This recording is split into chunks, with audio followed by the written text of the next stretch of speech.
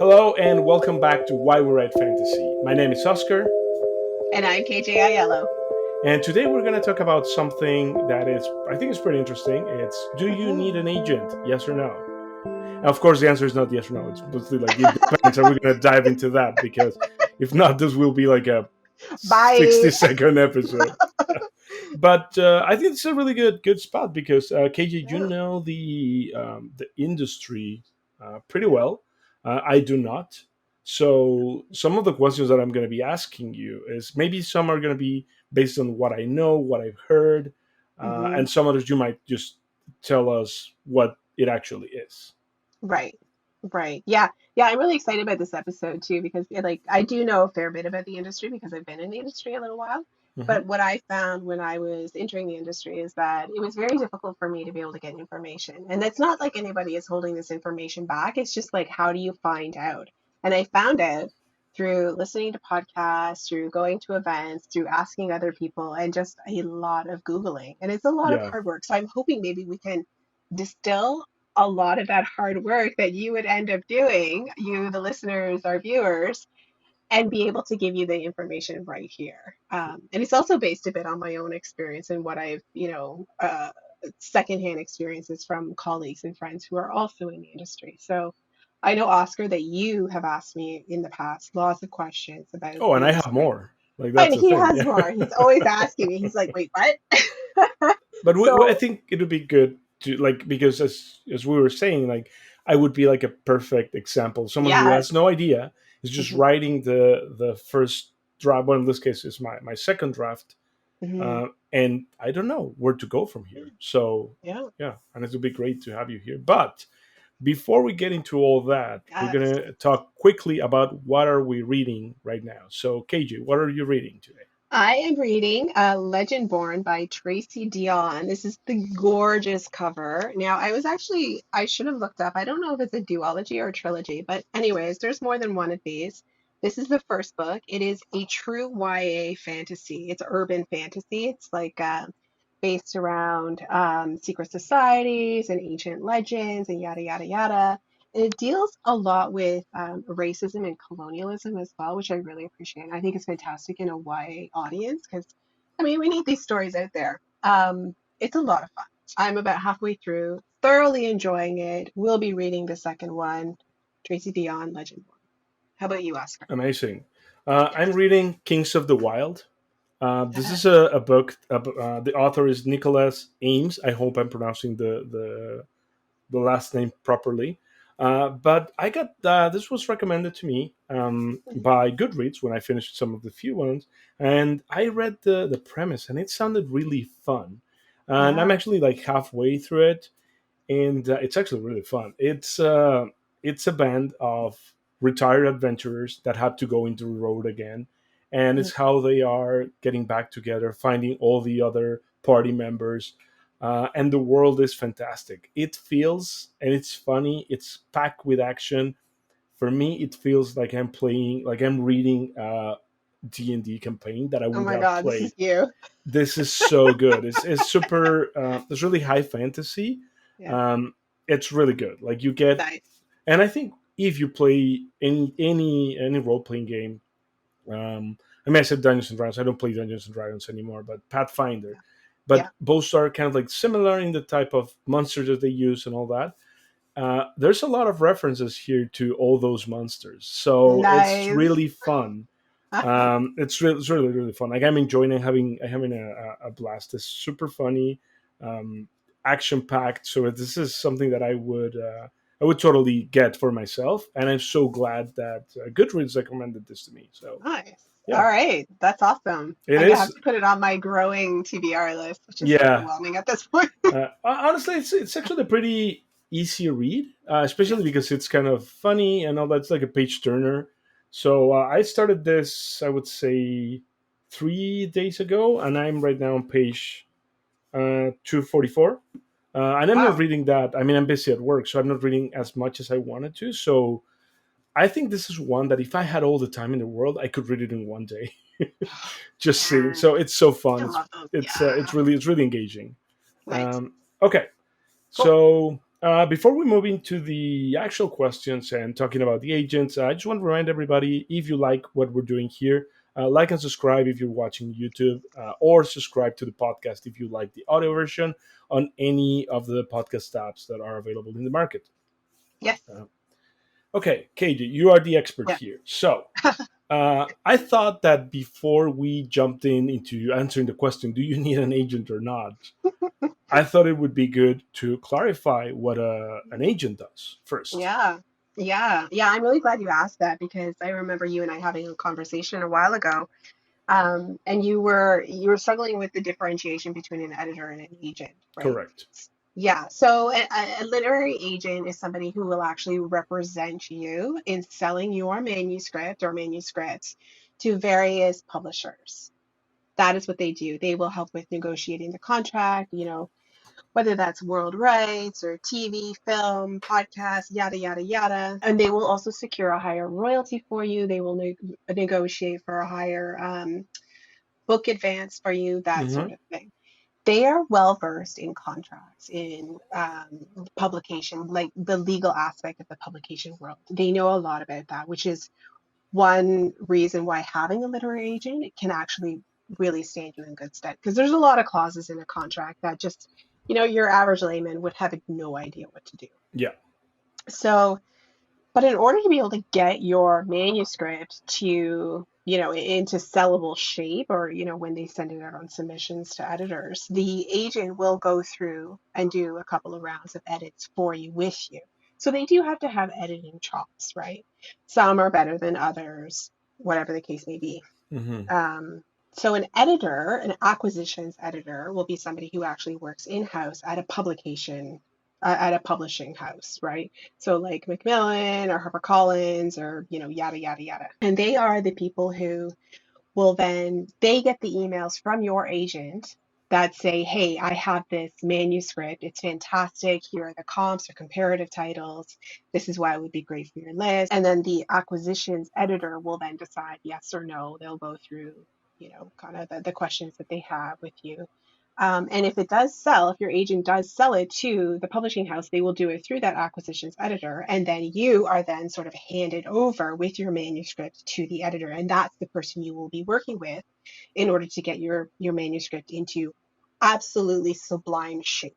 So it's a Hmm. very long-standing relationship you have with both your literary agent and the editor you will be working with. Okay. One of the benefits, I mean, there are a lot of benefits to having an agent, but one of the amazing things about agents is that they have networks that are just, it's so hard to build those networks if you are not a literary agent. Makes And that sense. is It's their job. it, it's their job, and this is what they do full time is they go to events, they go to conferences and workshops, and they go to, the Frankfurt Book Fair, they go to the London Book Fair, yada, yada, yada. So they are working for you constantly to be able to build their connections and to get your name out there. Hmm.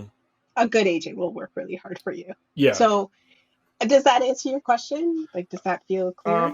I think it does. It actually brings some other questions that I think people would do. And one of the things that I want to mention is Hmm.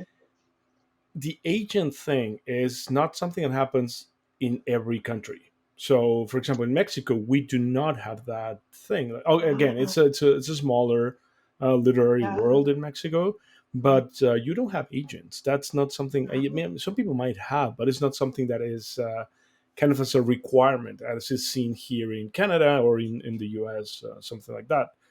Usually in Mexico, if you have something, you submit it directly to the publishing Hmm. house, and they make a decision, and then they talk to you and they do all that thing. So even when I moved to Canada and started writing my stuff, I thought like, okay, this is different. I need to learn a little more. Yeah. So I just wanted to throw that in because for some people like myself, Mhm. the whole concept is a little strange. So maybe that's actually one of the reasons why I didn't know if an agent was also the editor, because Right.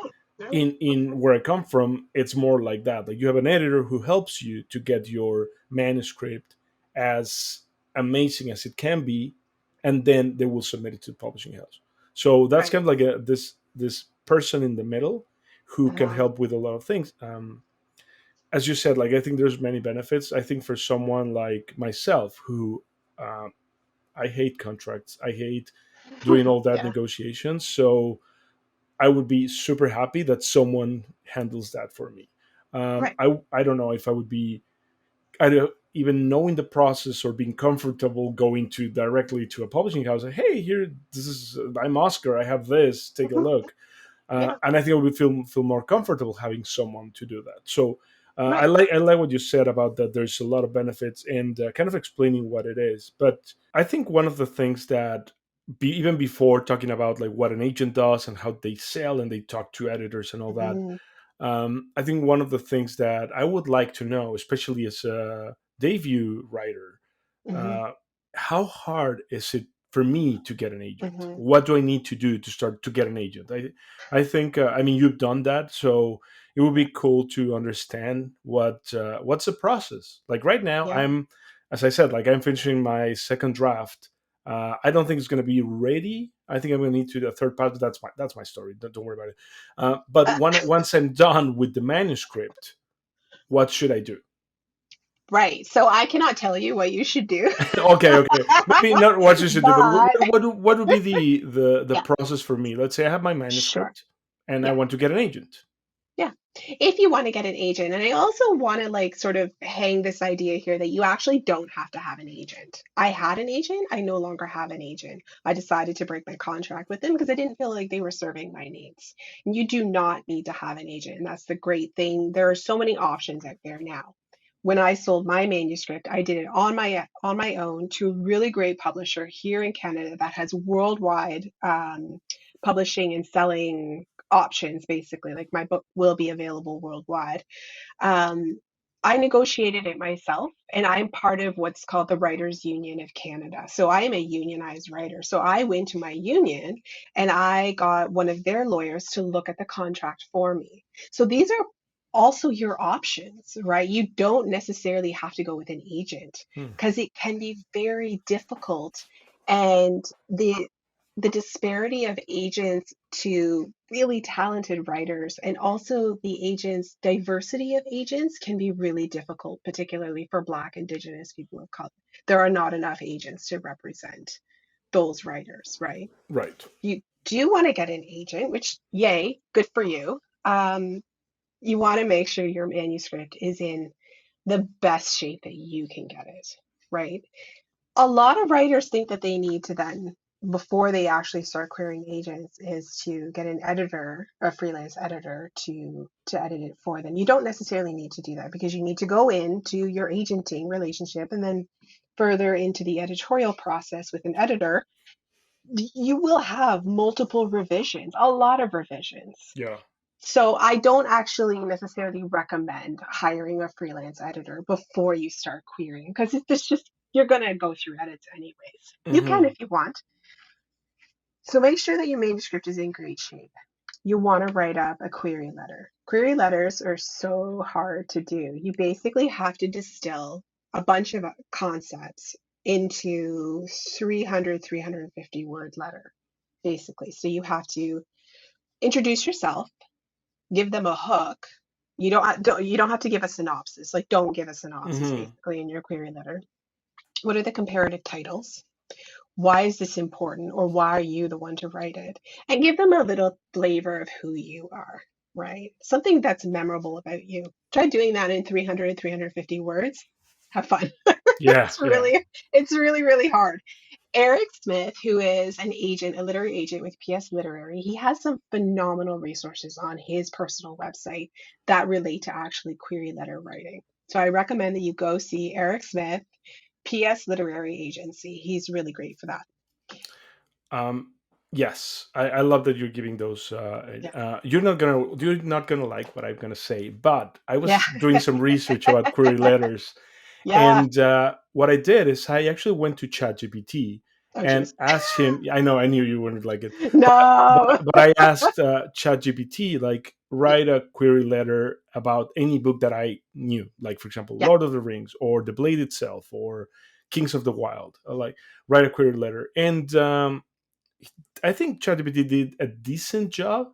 Sure. It's very plain, and it's one of the issues that ChatGPT has. Like, it doesn't give the actual depth that you would like to get in a cover letter, but it gives you an Yeah. idea of Yeah. something that you might like. So if you want examples, find a book that you like and just go ask ChatGPT, and it's Yeah. gonna be like mediocre job, but at least there's a point where you can start. Yeah. Yeah. There are a lot of resources out there. ChatGPT is a great place to start. Yes, And not I the place to end. emphasize on the start to generate some ideas when it comes to something that's very what is it, like, not stereotypical, but it's like very repetitive. There is a very specific formula for a query letter. Do not fall outside that formula, because agents get like 100 emails a day, querying emails a day. You got to make sure that you stand out, but don't do it insofar as it's annoying to the agent. Yeah, You got to follow the rules, yeah, basically. yeah. So yeah, ChatGPT is a great place to start for some ideas. There are a lot of resources online as well. The Festival of Literary Diversity here in Canada, or the Fold, has a bunch of webinars, and I think most of them are free. And you can be anywhere in the world to register for one of them. And so check out like their information on their website. And they have a lot of stuff on query letters, on submissions, on writing book proposals. So anything that gets you to that next step. Yeah. So those are resources that are great as well, and I recommend that you use. And we'll have the links to those in the episode notes Yes. for everybody. Yes. If you're interested in, if you're in the point that you want to start querying your manuscript, there will be there. Not ChatGPT because yeah. No, bye bye. I have personal things with ChatGPT, but to each their own. I actually like what you said, KJ, about not needing to have an agent. So I know self-publishing is a thing. It's been happening for a long time. You can actually, I can't write a, I don't know, 5 pages in Word and go to Amazon Publishing. I remember the Kindle publishing website, and I can just put my book there, and by, I don't know, tonight it will be there. So it's very, I think the process is very simple, way simpler than finding an agent and the agent doing all that and all that. So what would be the main difference? I have some ideas, but I want to hear what you think. Right. So I'm going to correct you though, because you're focusing on not being agented being equivalent to self-publishing, and that's not necessarily true. I Hmm. mean, you can be a hybrid author with an agent and still have some manuscripts that are self-published, Right. depending on your contract. But I don't have an agent, but I am going to be traditionally published. And this is the thing that a lot of debut authors and new writers don't know, is that there are more publishers out there that actually take unsolicited manuscript submissions, meaning they'll take it direct from you. They usually have an open window. Mm-hmm. Um, than publishing houses who only take it from agents, right? Mm-hmm. So we're really only talking like the big five publishing houses. There may be a couple of others and like some of their umbrellas as well, which is a big chunk of the publishing industry. But don't discount those publishers like mine. ECW Press has got some phenomenal titles, best-selling authors, award winners. There's one, CL Polk was published with a really great American publisher for the Midnight Bargain was her novel, or sorry, excuse me, their novel. And I went to look at the publishing house that published their novel, and they take unsolicited manuscripts, and that's CL Polk. Like they're a best-selling author, you know. So you don't necessarily have to have an agent. The reason to have an agent is to be able um, to help you with those negotiations. And Right. once you get to that level where you're like, no, I would like a nice deal. You know, there are levels of deals, from a good deal, a very good deal, a nice deal, a very nice deal. And there actually is categories in the amount of money that you get in your advance. If Yeah. you want to bump that up, you need an agent. You Right. definitely need an agent, And right? question about, like, for example, the one that you're using, where you're going to publish your book.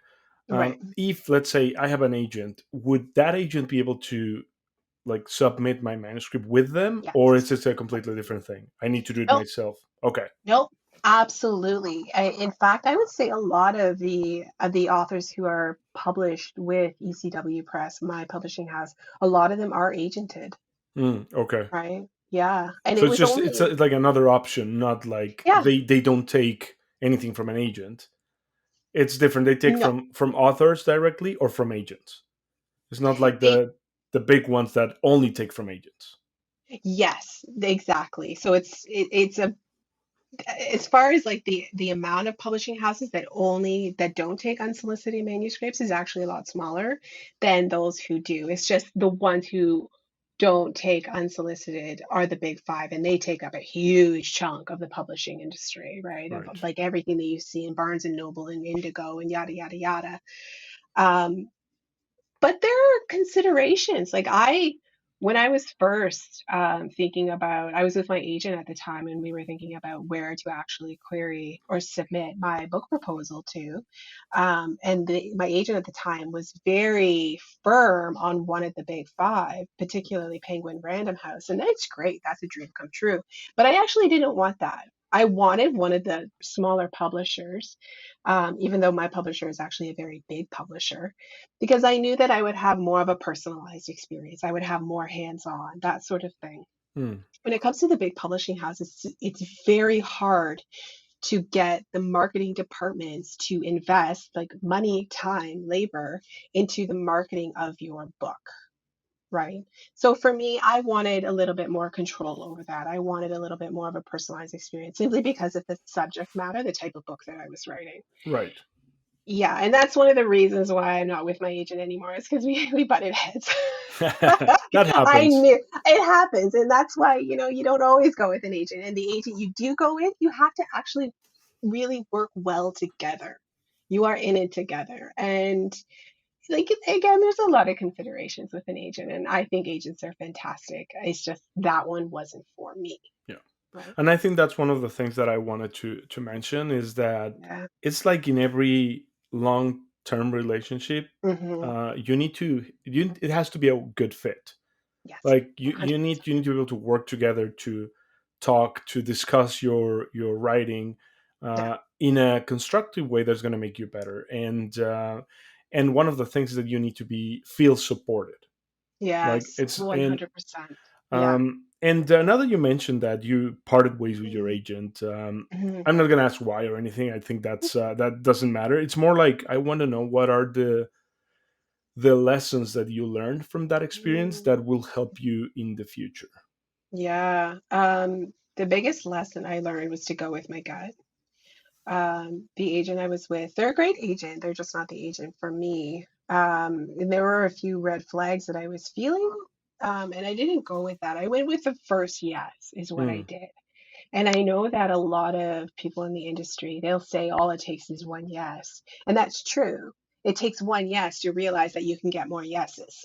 Yeah, yeah. You don't necessarily have to go with your first one.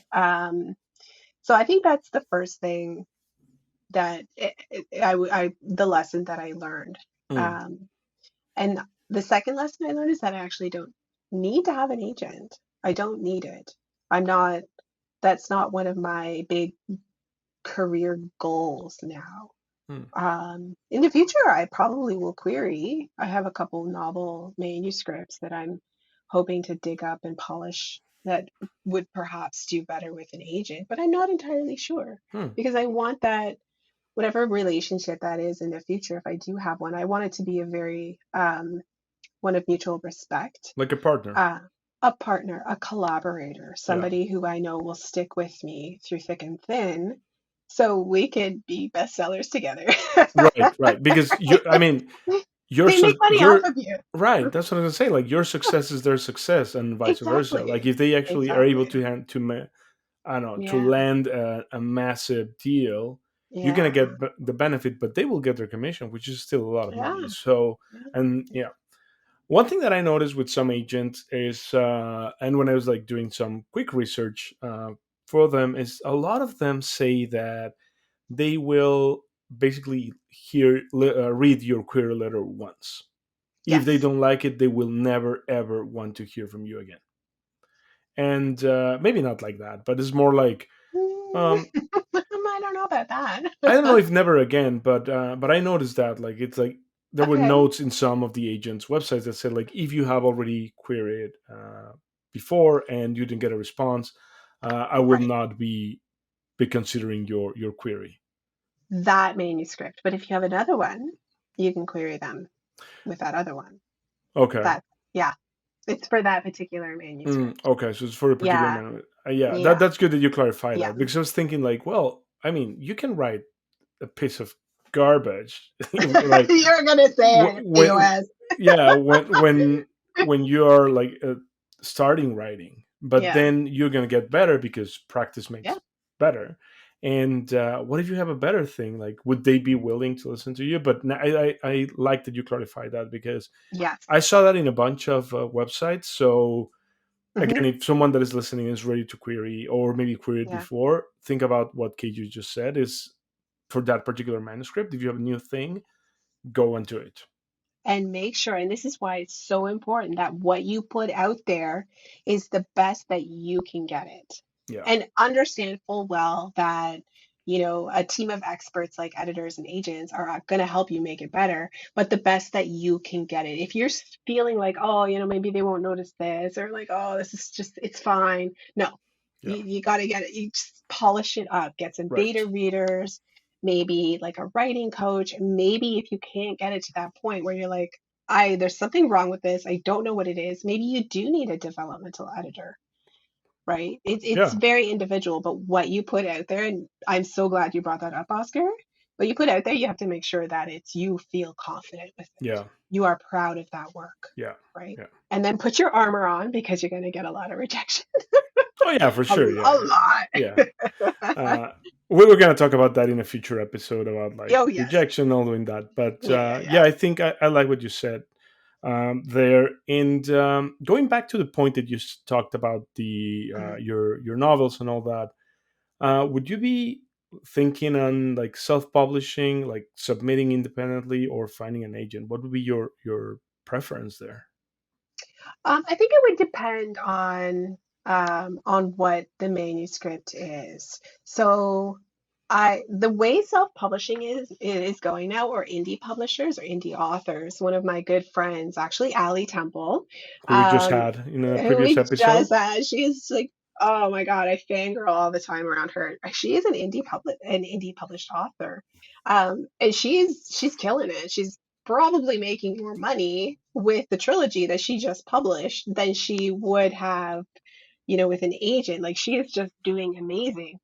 Um, but it really depends, because and this is the thing about fantasy, is that there's a lot of fantasy out there that is highly saturated, right? Fantasy, like across all different subgenres and different themes and tropes. There's so much out there of fantasy.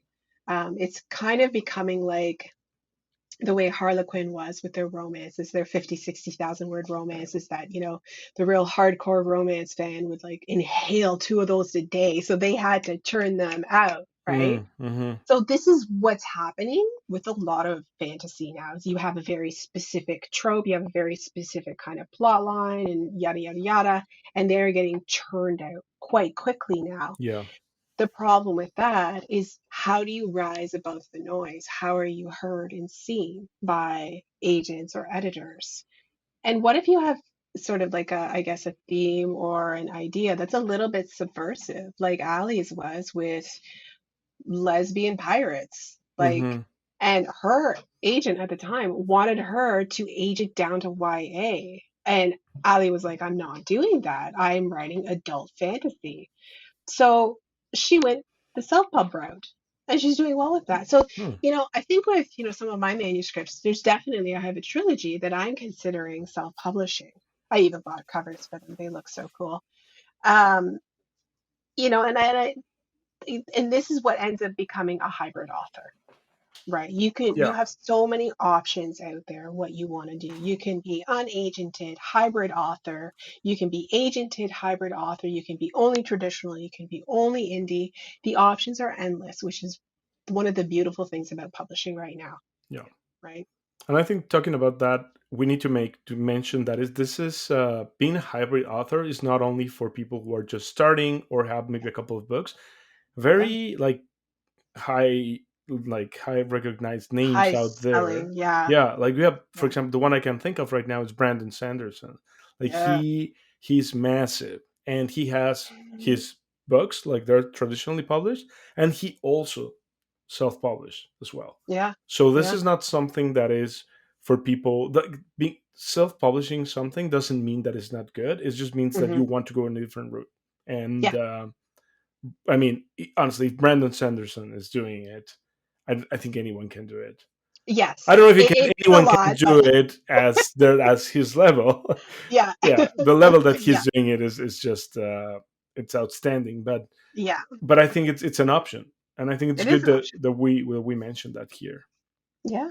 Yeah. Yeah. Well, I think this was great, KJ. I hope that we Yeah. clarified a lot of the questions that people had. Again, one of the things that I want to mention when you said that you need to get the quality of your work either when you're submitting it to an agent, submitting it to a publishing house, or even self-publishing, it has to Hmm. be the best that you can do. Yes. um, and I mean, hopefully we can help you. Like, we've done episodes Yeah. about world building, we've done episodes about retelling stories. We had Ali Temple, as you said, which is self-published, and I think those are great examples that people can go back and take a quick look and see. Yeah. Because again, the main the main reason why you will get published is because your work is good, right? Yeah. Yeah. I mean, there's other factors, but being having a really good manuscript that you're proud of, Yeah. it's actually what you can do for your work. Yes, Yeah, absolutely. Yeah, and if you are really proud of what you have, what you've written, and you believe in it, just keep trying. Like I know I got my yes. My yes was my 70, it was after 74 no's, I finally got a yes. yeah, Right? Like, and that says something, right? I think I'm a competent writer. I guess I am. I mean, I have a book coming out. yeah, But yeah, if you believe in it, you have to keep going. yeah, And if you get so many rejections or something's not landing right, then you have to go back to the drawing board and say, okay, what is it that I need to rejig here? yeah, Right? And maybe self-publishing is the route for you, or maybe you need to go submit directly to editors, acquisition editors at yeah, publishing houses. You never know. Follow the trends. Read, Publishers Weekly. There's a Publishers Lunch email that you get on a daily basis. It's through Publishers Weekly. Quill and Choir is Canada's version. Like, there is so much information. Manuscript wish list. Check that out as well. Use Query Tracker. There are so many options for you out there. Join festivals like the Festival of Literary Diversity. They have so many resources for writers out there. And if anyone has any questions, I would love to hear from you guys. Send us email, send us a DM at Why We Write Fantasy on Instagram. Would Yeah, I right in want the this comments is wherever this you is are. my thing. Yes, write in the comments. I love to hear questions. I probably have, if I don't know, I probably know somebody to send you to or somewhere to Or send you. if KJ doesn't know, she can always ask Chat GPT, so we'll I be can okay. always ask ChatGPT. You're a jerk. I Okay. love it. Okay, this has been a lot of fun. I think our time is up. So Yeah. make sure that, again, follow us on Instagram at Why We Write Fantasy. Yep. Um, if you have any questions, just ask us there. We'll be happy to answer. Don't forget to like and subscribe if you're listening to YouTube. Subscribe to the podcast if you're doing the audio version.